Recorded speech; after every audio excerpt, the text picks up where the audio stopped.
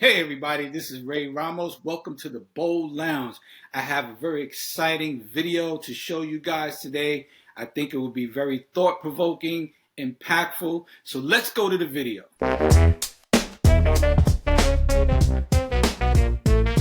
So, March 2024, during a meeting at Defendants Los Angeles headquarters to discuss the celebrities' upcoming international music concert tour, the celebrity emphasized the tour's critical nature, stating this is a make or break tour for her. There will be no partying, no effing around. This is work. Can you imagine Megan Thee Stallion coming into a meeting and telling professionals, no effing around, no partying? So the plaintiff interpreted this as an expectation to work unreasonable hours, being on call at all times with duties extending from before the celebrity woke up until after they went to bed. So this is not just a regular 9 to 5. Your entire life is catered around this person. So if this person is waking up, let's say at 5 a.m. and they need, I don't know, breakfast at 5:30, you got to be up at 5:30 a.m. too. If they go to bed at 10 p.m., but like they still require you do things past 10 p.m., then you got to go to bed at 1 a.m. and wake up at 5. That's just how it works, right? So between May 8th of 2024 to July 3rd of 2024, during the tour, Shell worked approximately 57 days without a single day off, working a minimum of 16 hours per day with an average of 5 hours of sleep per night. Let me Americanize, bruh. But nah, that's cruelty. Nah, that is torture, homie. That's not even cool. You're trying to kill somebody. 16 hours a day, 57 days straight, no breaks whatsoever, 5 hours of sleep. And it's 16 hours minimum. Meaning, there's some days where, she had to work 18, 19, 20 hours on call 24/7. This is not cool. You're trying to kill somebody. And you would think for a job that demanding, they would at least be somewhat accommodating, right?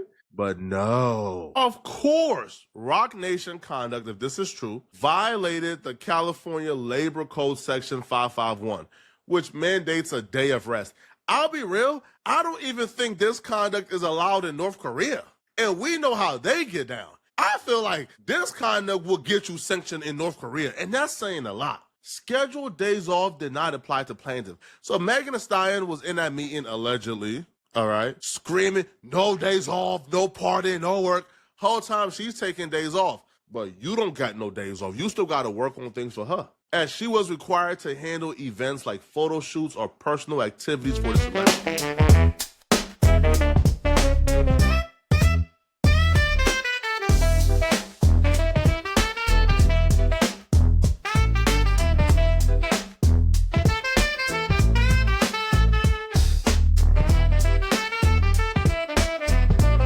To a segment of the Bold Lounge. I'm Ray Ramos. Today we're going to talk about a topic that we found very interesting. But before I do that, I want to also encourage everybody to hit the like and subscribe button as we bring you this content that I think is thought-provoking, inspirational. But today we're doing a little shift. I have a very special guest on today.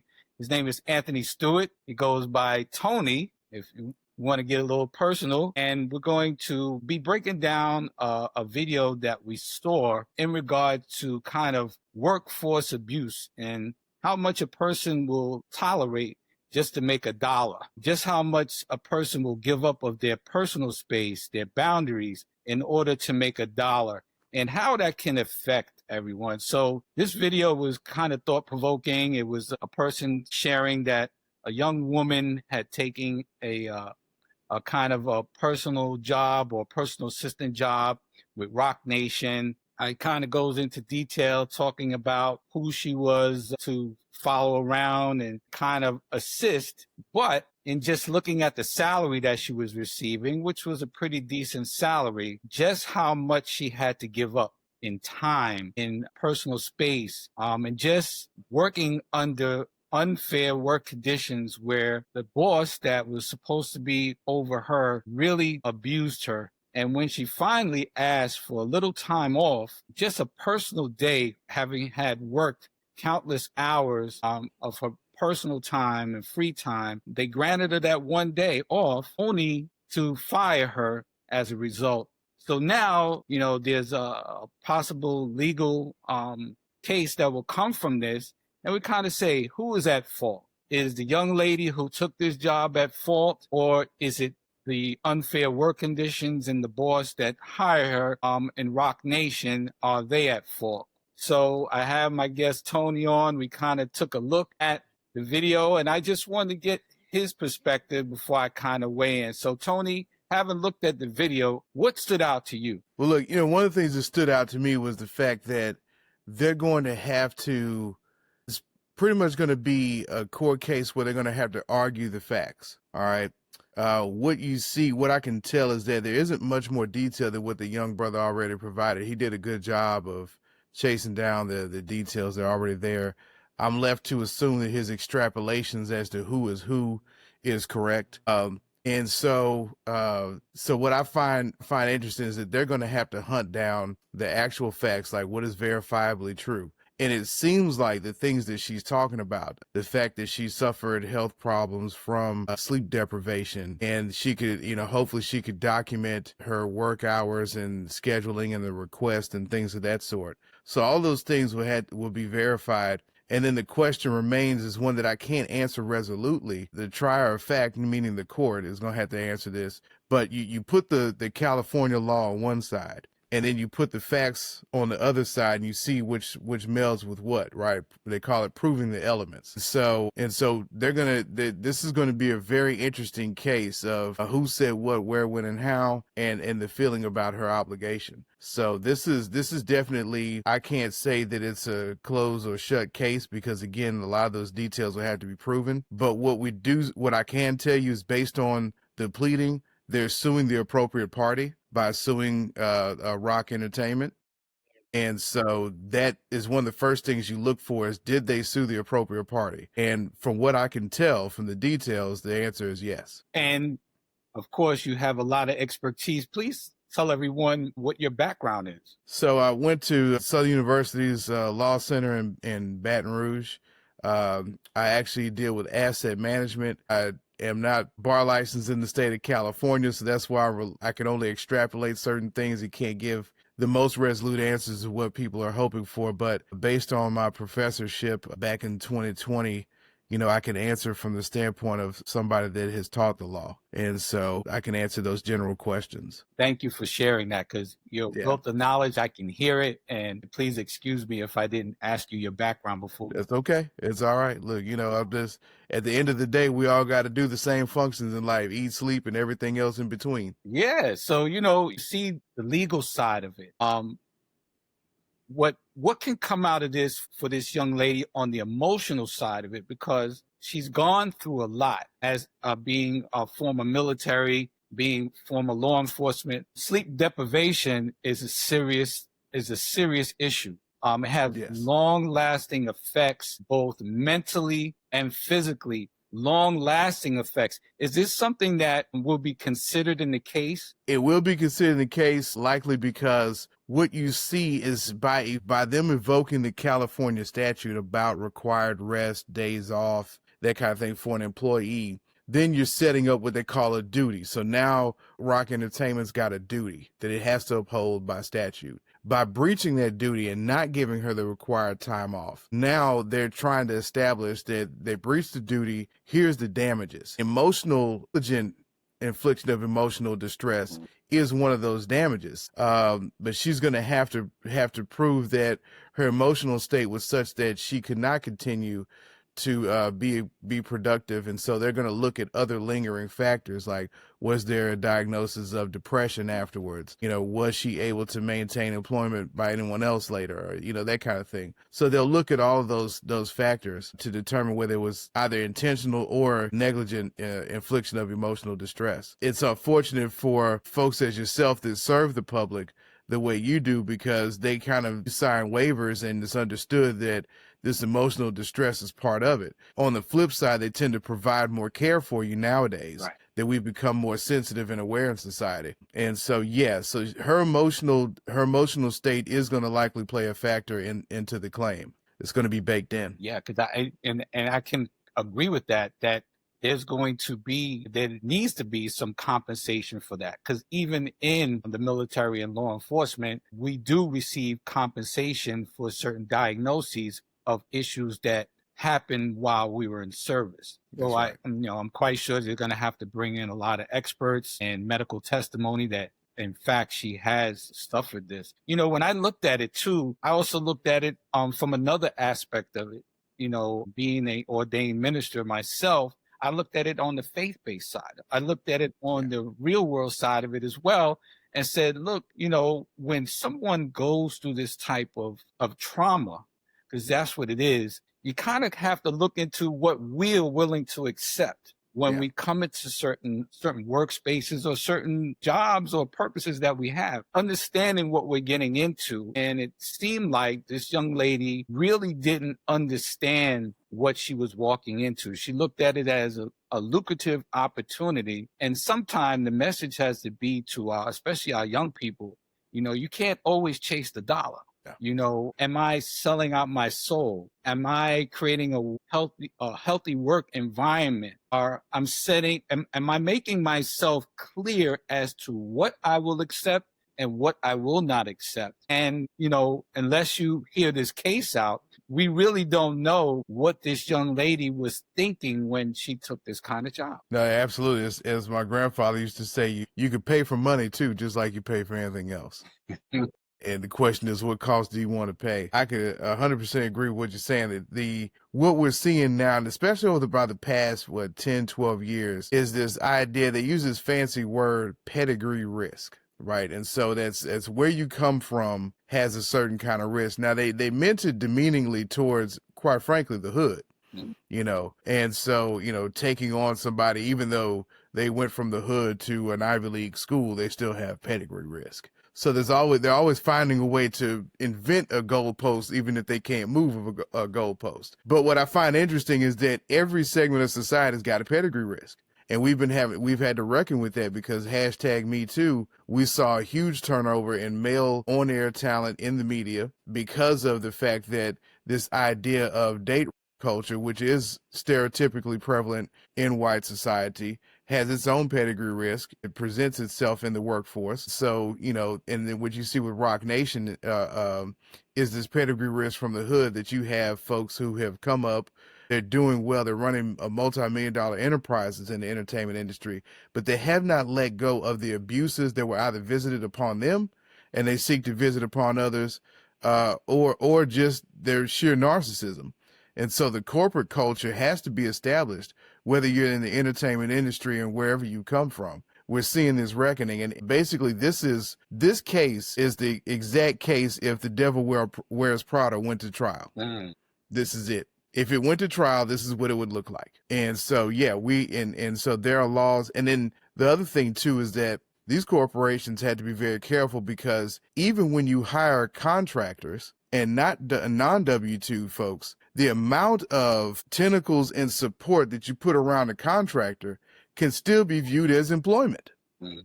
And so you're still, what the fancy word they use is vicarious liability. So the reason why I said that Roc Entertainment is the appropriate defendant in this case is because they're the ones who put out the request for the employment. They're the ones who did the W-2. They're the ones who assigned this manager to the talent. And then it's their HR that's responsible. So therefore, they're the appropriate defendant in this case. And what they've got to start managing is the pedigree risk of your artist. Do you think that they're going to in reverse mismanage the management that's assigned to them? And even in this case, I don't think it was so much the artist as it was Roc Nation, because the person that was in charge of hiring and overseeing this was the abuser under the umbrella of Roc Nation. That's so, right. Will this trial reveal the holes within Roc Nation and have it where they have to do some improvement on that? Yes. The other question I may have is this young lady that was in charge kind of responsible criminally? Because she inflicted on this young lady the pain and suffering under Roc Nation. But if that's not the mission and purpose of Roc Nation, she operated outside of the scope of her work. Yeah. Requirement. I think this is still largely a tort case rather than criminal. However, the two can bleed, so you do have a good point. The issue here is that this was negligence from within the company, likely, and so is likely going to remain within there. But if there is any intentional acts that are outside of the scope of workman's comp or anything like that, then yeah, you can get into an intentional tort claim. So they got a serious problem on their hands, because then she can now name these defendants personally as well. Now, whether you're gonna collect, that's a whole different ballgame. So that's why the lawyers go after the company that actually has the pockets to pay. That was going to be my next question. You know, what kind of compensation is this young lady looking at? I mean, her original salary was $130,000 work, but if this proves to be in her favor, what is Roc Nation looking at in terms of compensation? And so with having a blind spot to California law, the answer is going to depend on a couple of factors. One is, will this be a judicially decided case or a jury decided? And then whether or not there are limits to awards, whether they have tort reform in California, which I don't recall that they were ever really known for that. So if they don't have that, then the jury can run away and decide whatever it wants to. I think that what can happen is that based on depositions in the beginning, and then based on pleadings, the company of Roc Nation can decide how strongly the elements of the claims are met just based on those two things. And if they decide that they don't have a way forward, then you're going to be talking about a settlement. And so California settlements, from what I understand, tend to run a little high compared to the rest of the country. So, we don't. Yeah, it's hard to say. She could be retired now. She might have earned her retirement already. Many different directions. If memory helps me out, when I looked at the original part of the video, before she took that job, there were former employees that kind of trying to warn her. Now, if she opens up this Pandora's box, do those people now try to come back and try to claim compensation? It can work for their benefit, can work against her, what they call contributory negligence. So take, for instance, you're in a car accident and you played your own part in negligence, then that goes into the formula against you. You might still have a positive reward overall for the return that the court grants you. And so in this case, they could say you were warned and you were self-negligent. So instead of a $20 million, thing, we'll give you 15.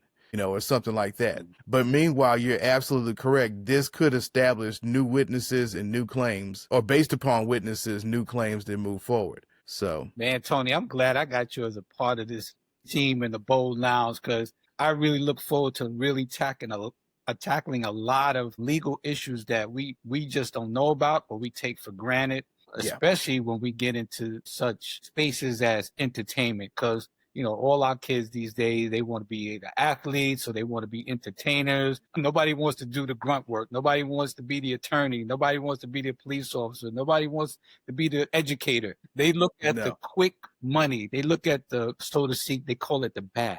I got to get the bag. That's right. And they don't look at all that goes behind that, the things that they're exposed to, the things that can change them in their personal dynamic.